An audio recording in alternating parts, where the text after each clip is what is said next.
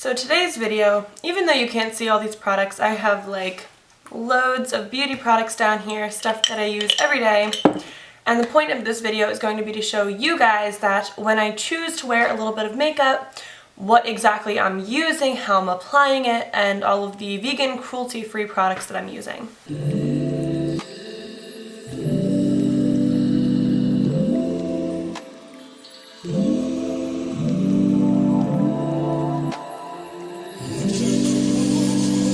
Before we begin, if you are new to this channel, or even if you're subscribed, on here we talk about everything from minimalism to veganism to food to beauty to being on a gap year to self-love, mindfulness, yoga, travel, like literally anything you want out of YouTube, you probably maybe can find on this channel. So if you're into any of that stuff or all of that stuff, feel free to click that subscribe button down below and stay tuned for any or all of the videos that I post. Now, of course, everything I use in this video will be vegan, so long as I bought it after I went vegan. Some of the products I have are from before I was vegan, so I do still use them just so that I don't have to throw them away, but I didn't purchase them after. Okay, so with all this stuff out of the way, we can finally begin. The first thing I do when I am going to put on makeup for the day is decide why I'm wearing makeup, if I want to wear it, and what exactly I'm trying to do. And what I mean by that is kind of evaluate your reasons for wanting to wear makeup.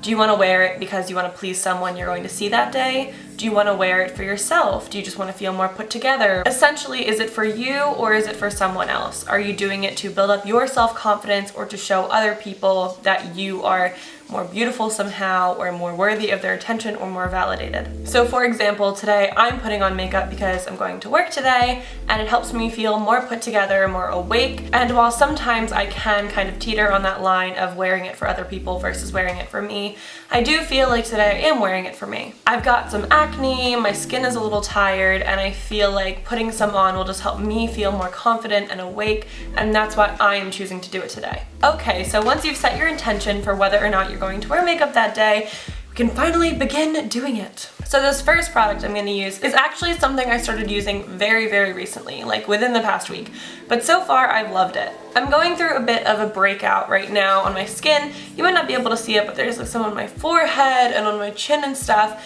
and it's by Desert Essence and it's a blemish touch stick. That is kind of difficult to say. Blemish touch stick. Essentially, it has like tea tree oil in it, I think witch hazel, a couple other things, and it's like a little rolly thing, so any blemishes you have on your skin, you just roll it over it, and then it will help to naturally bring down the inflammation around that spot. I mean, if you have dealt with acne in the past, or you've read a book or watched TV, you probably know that popping pimples is not good. It increases inflammation, it increases the chances of you getting a zit in the exact same spot a week later, and it also causes scarring. I've got some pretty bad acne scarring on my forehead and on my chin that you probably can't see because this is a camera, but I promise it's there. And that was from constantly popping zits and pimples and stuff when I was younger. So anyways, this is a great way to bring down inflammation and to feel better in your own skin in a very natural, vegan way.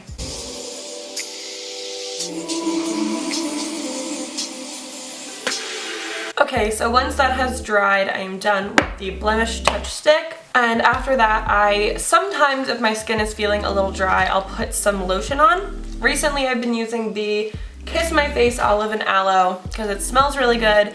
I got it for free and it's really nourishing. So a little bit, since it's so deeply moisturizing, will do the trick.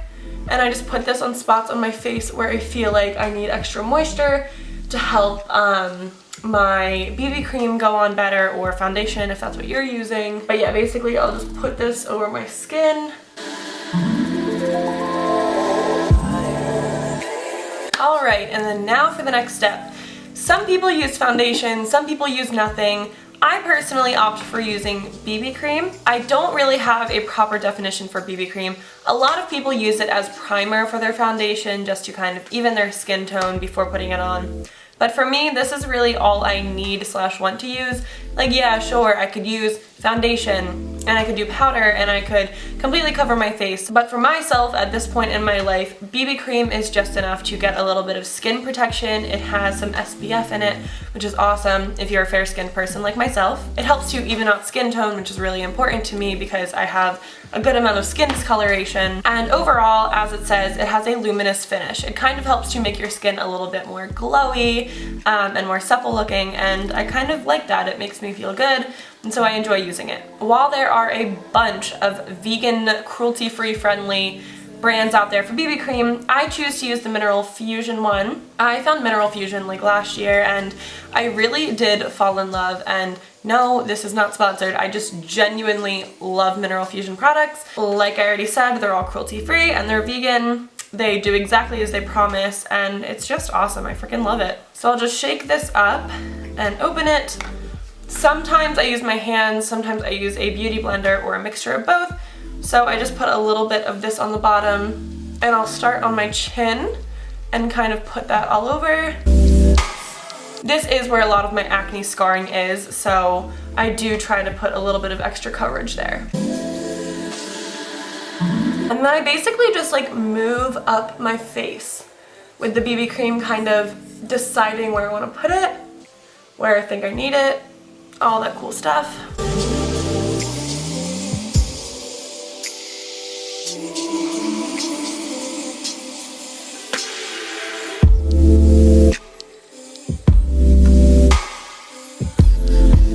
Your hair gets in your way like mine does, you can just pull it back. Doesn't need to look pretty, it just needs to be out of your face. So my biggest thing is that I don't feel like I need to be overly precise with how I apply it, because a step of my makeup routine process that I will show you in a little bit is kind of wiping some of it off anyways, and I know that sounds kind of weird, but I promise it makes sense. But anyways, my next step is to fix my eyebrows.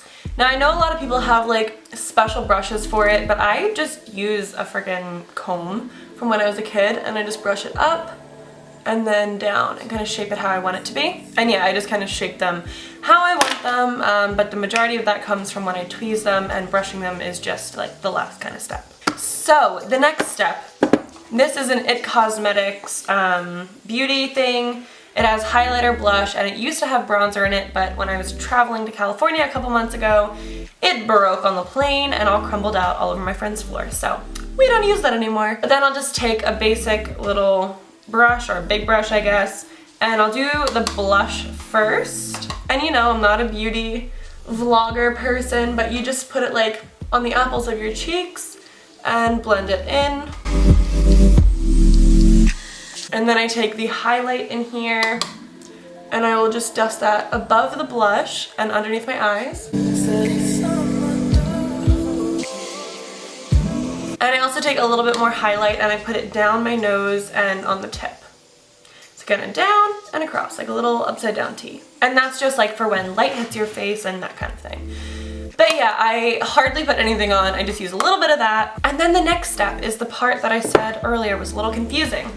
I use this Aroma toner water from Lush. It has like lavender in it and rose and a couple other things.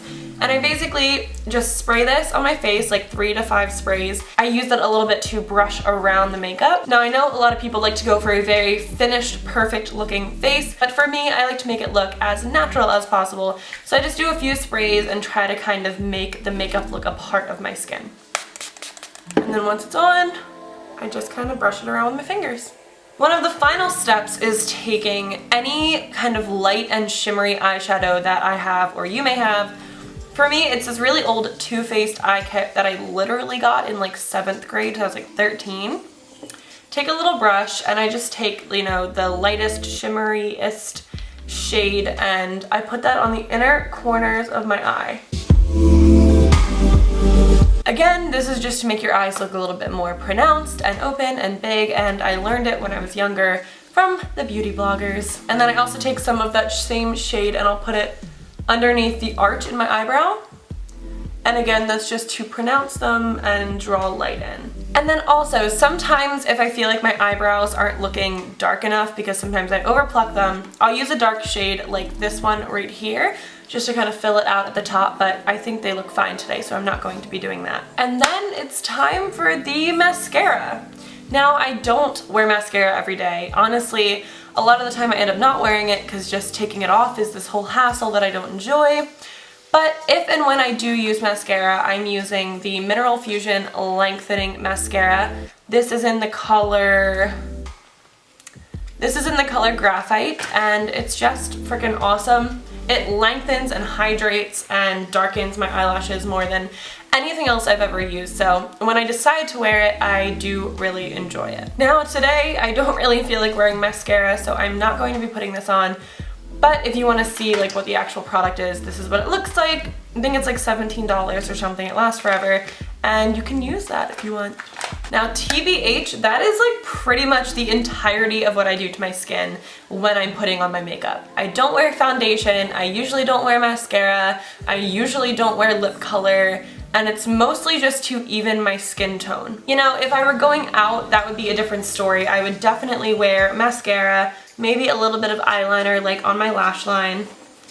And then I also have this lipstick that I love wearing when I go out, which is this like purplish lipstick, and it looks bangin'. I love it. It's the best. But seriously, other than that, I just wear makeup to give myself a little extra boost, to feel a little bit more put together in the day, and I do it for me. And if I ever feel like I'm not wearing makeup for me, then I don't wear it, and I think that if you can't make that distinction, you can't draw that line, then perhaps you should take a little bit more time in your life to think about it. Think about what your personal relationship with makeup is. Now, like, as for my hair, I really don't do anything with it. Sometimes I'll use this like little bamboo brush and kind of like even out the tops, but then I end up just like flipping it over and messing it around anyways, because my hair is kind of poofy and big and I don't really like it when it's sitting flat. You know, normally it looks like this. Sometimes I'll do like the little bun thing up top, and that's fun. Sometimes I'll just wear it in like a low sitting bun like this, and I'll do that and let the pieces fall down, and that's nice too.